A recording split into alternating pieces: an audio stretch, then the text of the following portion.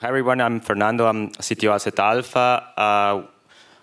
5 years ago, we started a company where we're using embedding vectors, and we had this abstractive, extracted question answering module, which worked okay. But nowadays, GPT is all the rage, and every single Medium post is about some RAG solution. So I wanted to talk about some of the challenges that enterprise face when trying to go from proof of concept to production. But I wanted to do it more interactive and hear your thoughts. So maybe a raise of hands, who here is creating Gen AI apps? Be honest. Half. Okay, so then no one is creating, so, oh, wait. We had a couple over there. Okay. Who has Gen AI app in production? No. Why? There is no real interest yet, right? So we are creating different proof of concepts, and we are selling before building, but by now we still don't have no one interested in this kind of solution.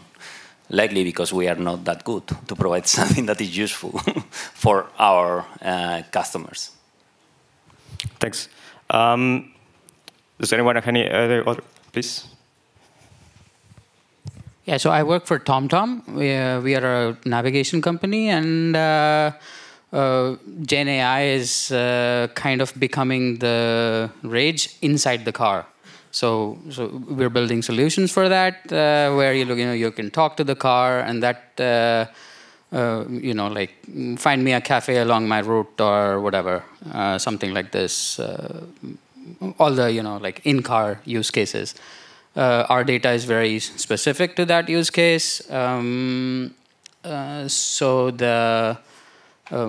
the question there is, there are multifaceted questions here, right? So the first thing starts with query understanding. So Gen AI is kind of like everything, but also it helps to specify what you mean by Gen AI, right? So are you actually doing generative stuff and synthesizing, for example, an answer for someone to speak out? Based on top 5, top 10, whatever retrieved results, that I would say is retrieval augmented generation. Mm-hmm. But I think that there is a lot of gap in actually making these things production ready, because of course, like, you cannot hallucinate in a car, right? That's going to lead to you going to jail or the company shutting down. So so there is complication there. So a lot of real use cases in the world, and due disrespect to e-commerce, right,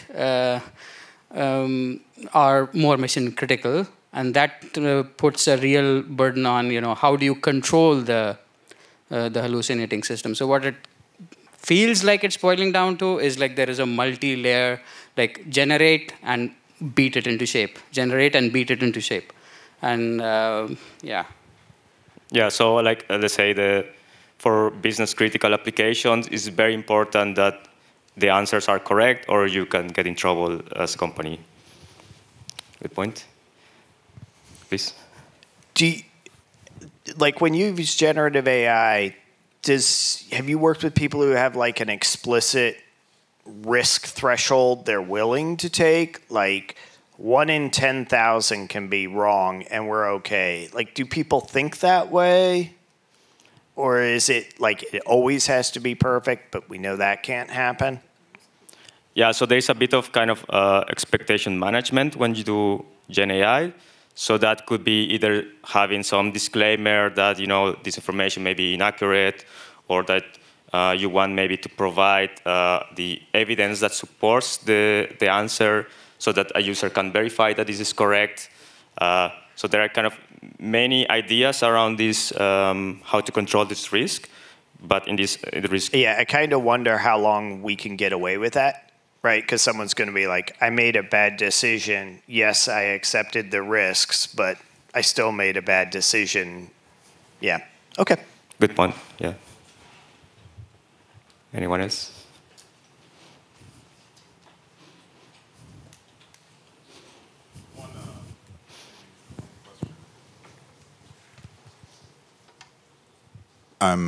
Maybe I'll just ask a general question.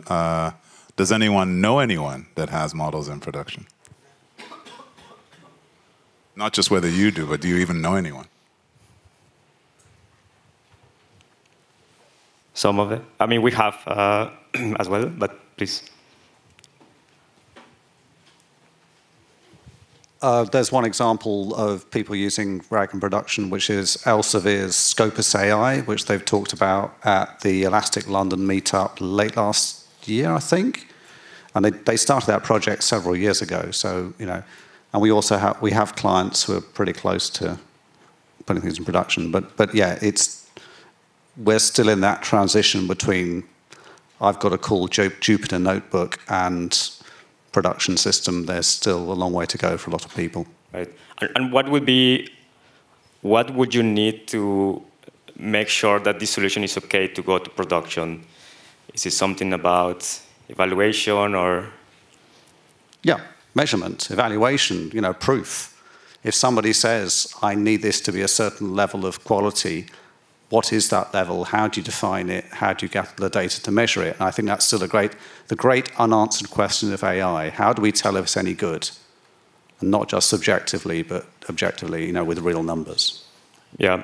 So this is something also we face in enterprise. So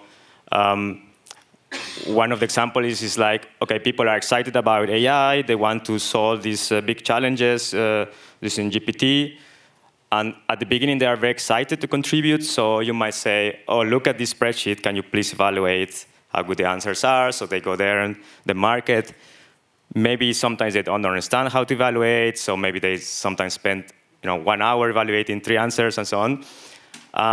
But there's a lot of enthusiasm there, which is good. But at the same time, when you create these Gen AI systems, there are so many variables that you could change, right? So you could have, as Jacob mentioned, fine-tuning the embeddings, or you could combine vector search with keyword, or you can have a re-ranker, or you can tweak the prompt. I mean, sometimes in prompt engineering, you change one word, and now all of a sudden the model says something completely different. So definitely, this is one of these challenges. And the problem is that experts have most of the answers, but you cannot come to them 50 times and say, now please evaluate this, 2,000 answers. So I'm interested to know how you guys deal with this. Yeah, so I mean, I don't know if it's quite at the expert level, but I know a lot of people are looking at AI and LLMs to do that evaluation, right? And I think in a lot of domains, it may be very feasible places to use those to evaluate the judgments. It's not production, right? You're just evaluating things. So maybe it's a safer place, less scary to use AI on all the things around your search application versus actually powering, here is your answer, customer, make a decision on it. So I think human evaluation's really powerful and yet very expensive and difficult, and I'm really excited about Judge Judy, our AI-powered judges that we're going to get to use to evaluate quality. Absolutely. So we actually, a small plug, we have a talk tomorrow about this. So we open source a tool called Ragilo to do this kind of LLM as a judge evaluations. But if you try it in practice, the LLM will always be wrong sometimes. So what we found is that instead of looking at kind of point evaluation, like saying, is this answer good or no, you might say, I have these 2 answers. Which one of these 2 do you prefer and why? And then have this kind of ranking system where you say, OK, if I play these 2 agents, which one is better most of the time? And then you could at least say, OK, I have 20 solutions. This seems like the top 2. Let's go ask the experts. So yeah, maybe let's say hallucinations and accuracy of the answer is one of these big challenges in enterprise. Curious to hear if there are any other challenges that you have found.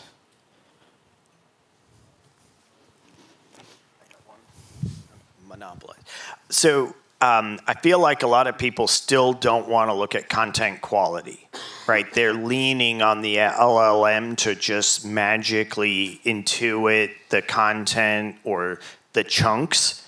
And sometimes if you would just deal with those PDFs in a better way, get rid of the boilerplate, figure out what a paragraph looks. But it feels like a lot of teams want to focus on sort of the query side instead of making the input better. Maybe because it's not much fun. Input, you mean as the data, the quality of the data that is indexed, for example? Exactly, where it's got a lot of boilerplate, or it's just messy, or has keyword stuffing, right? Like there's so many simple things that you could do that would then maybe help everything else work better. Yeah, absolutely. And for example, the bar for kind of creating this LLM-based application is so low. I mean, it's just like an API call to any of these huge vendors. So anyone can try this. And it's very fun and exciting to see, how the LLM will react when you feed some top 5 documents and whatnot. And you might create some presentation, you put it in your laptop, you show it to the stakeholders. They're all happy. Money goes your way. But people that are building these apps, maybe they don't want to build these data pipelines, right? Like, this is kind of boring. They just want to kind of query the LLM.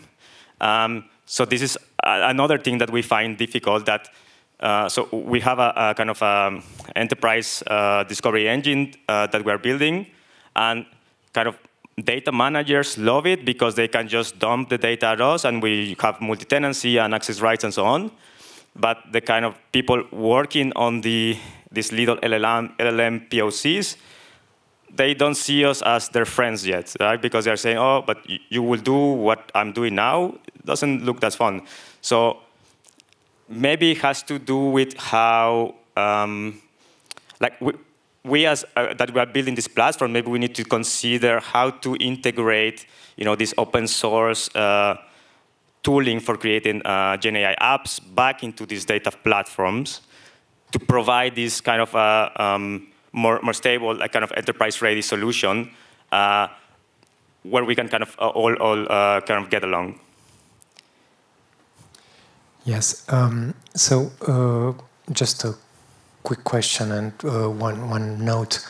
If you followed how OpenAI evolved and ChatGPT evolved, you now have like a thumbs up, thumbs down button on the ChatGPT answer, and you also have a regenerate button. So I guess we are kind of at the beginning of all things, and there's not much we can do to test that. So OpenAI have the chance to have a lot of users, so they can like rely on some feedback that they get.